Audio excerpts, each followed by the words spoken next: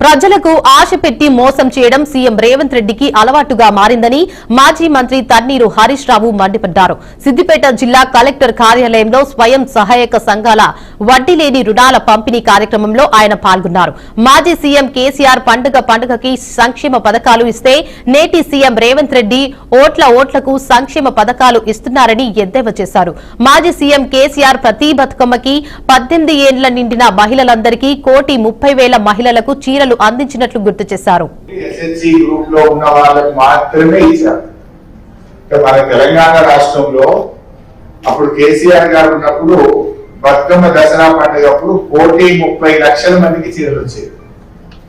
ఇప్పుడు SHG group లో ఎందరు ఉన్నారు? 46 లక్షల మంది మాత్రమే ఉన్నారు. అంటే సగం కూడా వస్తలేదు. అంతే కదా, మీ ఇంట్లో ఇప్పుడు అత్త గ్రూప్ లో లేదని అత్తకు వస్తలేదు, బిడ్డ గ్రూప్ లో లేదంటే బిడ్డకు వస్తలేదు. ఆనాడు 1,30,00,000 మందికి ఇస్తే ఇవాళ కేవలం 46 లక్షల మందికి మాత్రమే ఇస్తూ ఉన్నారు.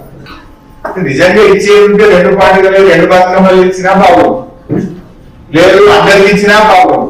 అది కొందరికే ఇచ్చు, ఒక ఏడాది ఇచ్చి ఒక ఏడాది అయిపోతుంది కదా. దానికి నాకు గుర్తుంది అంటుంది నిన్నప్పుడు. అయినా రేవంత్ రెడ్డి గారు సాయమిత్రుడు అంటే నువ్వు ఇస్తానన్న మహాలక్ష్మి నెలకు 2,500 ఇస్తాను కదా మనకు.